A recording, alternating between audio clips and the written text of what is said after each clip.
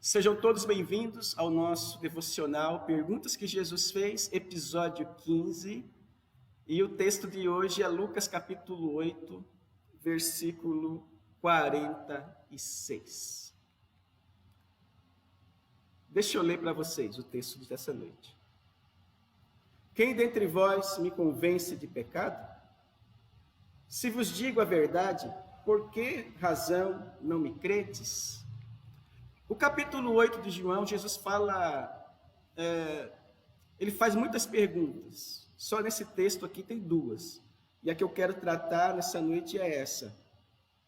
Se vos digo a verdade, por que razão não me credes?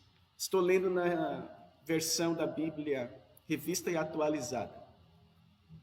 Se vos falo a verdade, por qual razão não me credes?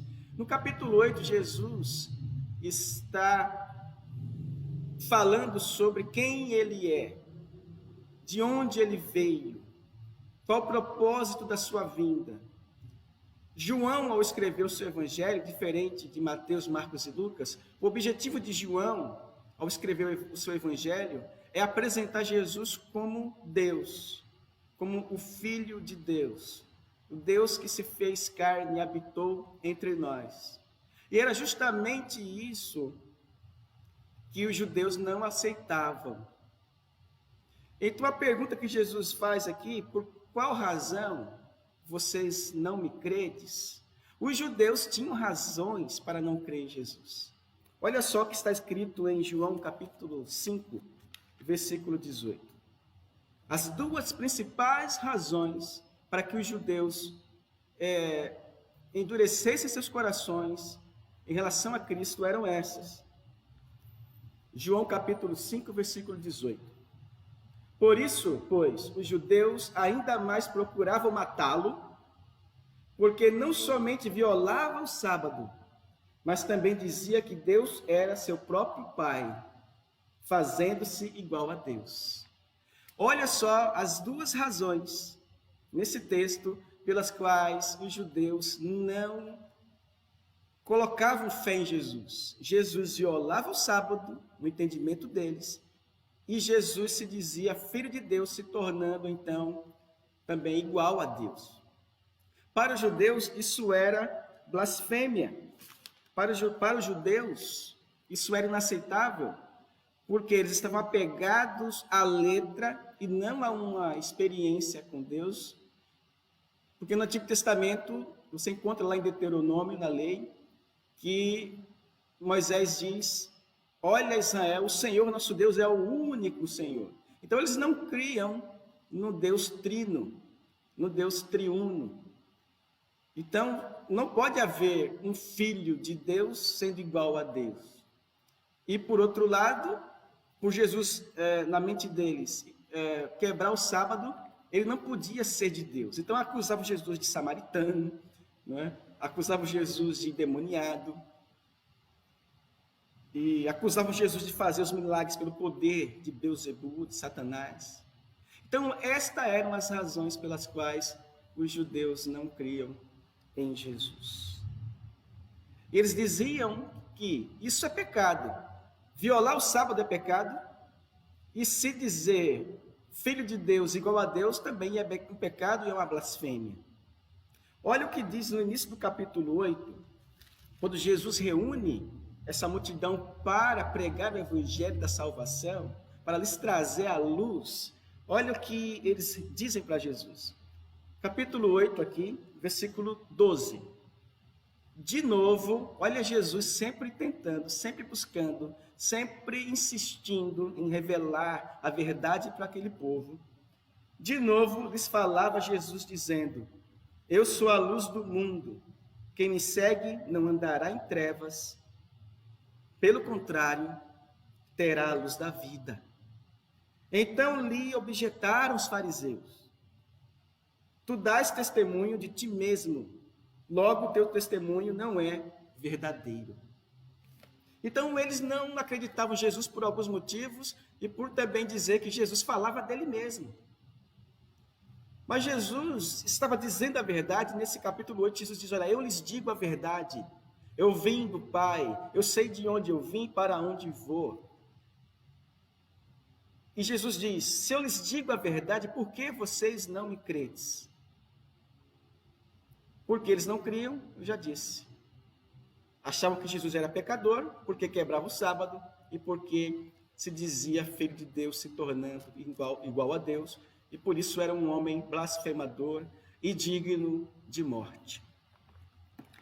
Interessante que nesse texto, capítulo 8, Jesus, ele responde essa pergunta que ele mesmo faz.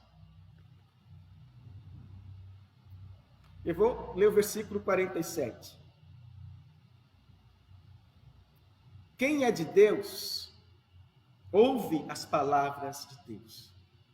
Por isso não me dás ouvidos, porque não sois de Deus. Jesus pergunta: se eu lhes digo a verdade, por que vocês não creem? E Cristo responde mais adiante: vocês não creem porque vocês não são de Deus. Porque quem é de Deus, ouve as palavras de Deus.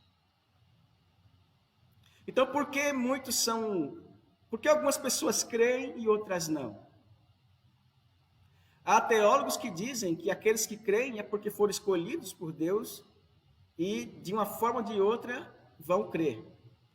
Ao mesmo tempo, eles dizem que aqueles que não creem não foram escolhidos por Deus, e, independente do que se faça, de quanto escutem a palavra, eles não vão crer porque Deus lhes fechou a possibilidade de crer. Se isso fosse verdade, meus irmãos, Jesus estaria sendo aqui uma pessoa muito cruel e muito cínica. Porque ao mesmo tempo que ele está dizendo: olha, por que vocês não creem em mim? Ao mesmo tempo que ele mesmo não permite que o povo creia. Seria uma coisa totalmente maluca essa interpretação da predestinação, da dupla predestinação, que Deus escolhe quem vai ser salvo e quem vai ser condenado. Não faz nenhum sentido, porque Jesus está aqui insistindo para que eles crescem, para que eles se tornassem crédulos e não incrédulos. Então não faz sentido essa teologia da dupla predestinação. Jesus está aqui com o coração sincero lhes dizendo: por que vocês não creem em mim? Eu lhes digo a verdade. Meus queridos irmãos, por que você creu e eu criei? E essa é uma beleza do texto. Porque Deus se revelou a nós como se revela a todos. Só que nós cremos porque nós não endurecemos nossos corações, como os judeus estavam endurecendo, a partir de um sistema religioso que eles seguiam. Nós não endurecemos nossos corações quando ouvimos o Evangelho. Talvez tenhamos ouvido 1, 2, 10 vezes, mas chegou o momento de que nós abrimos nosso coração para o Evangelho. Mas os judeus aqui estavam com o coração endurecido, porque não acreditavam em quem Jesus era. Hoje, se você ainda não entregou sua vida a Jesus, talvez você já tenha ouvido falar de Jesus 1, 2, 3, 10, 100 vezes. Talvez você seja daquele que vai até em vários cultos, mas ainda não decidiu entregar a vida a Cristo. Você não é um incrédulo. Você crê que Jesus é o Filho de Deus. Você crê no que a palavra diz sobre ele. Mas você ainda não tomou a decisão de dar a direção da sua vida a Jesus. Você ainda não recebeu como Senhor, ou seja, aquele que é dono, aquele que é o teu proprietário. Mas nem por isso você é diferente do judeu incrédulo, porque você está perdido ainda nessa tua posição. Você não controla o dia de amanhã, você não sabe quando esse mundo vai passar, quando a tua vida vai acabar. Você não pode ficar empurrando uma decisão, porque você não controla o tempo. Jesus está falando contigo. Por que não me credes se eu te falo a verdade? Então não deixe para amanhã.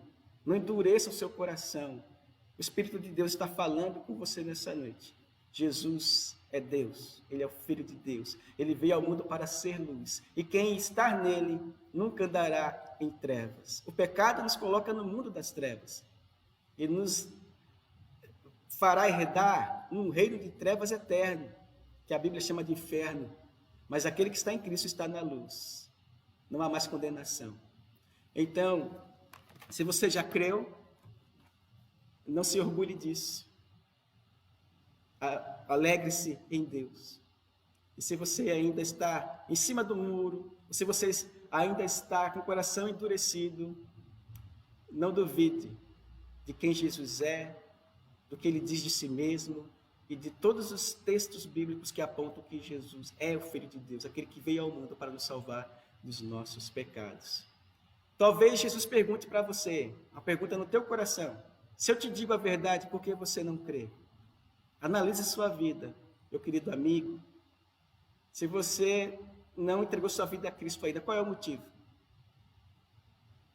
Se são esses aqui que os judeus estavam alegando, é tudo desculpa. A Bíblia demonstra que Jesus é a verdade e confirma o que ele diz de si mesmo. Então não duvide de Jesus, não duvide da palavra de Deus. Confie, entregue sua vida a Ele e deixe de andar em trevas e venha para a luz do Senhor Jesus e tenha a vida transformada. Que Deus te abençoe. Eu quero orar nesse momento e depois, se você tem um comentário, uma pergunta, eu quero também olhar.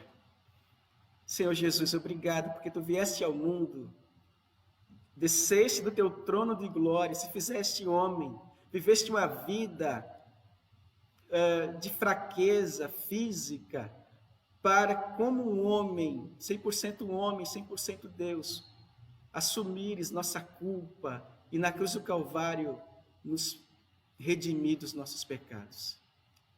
Tua palavra diz que todo aquele que crê não será condenado. A nossa dívida foi paga, mas muitos querem viver ainda como se tivesse que pagá-la com seus próprios méritos. E isso demonstra uma falta de fé no sacrifício de Cristo. Obrigado, Pai, pelo teu grande amor revelado na cruz. Tua palavra diz que o Senhor amou tanto o mundo que enviou seu único filho para morrer pelos nossos pecados. Somos gratos ao Senhor pela nova vida em Cristo que nós temos e pela sabedoria que obtemos na palavra de Deus para viver uma vida digna do Evangelho de Jesus.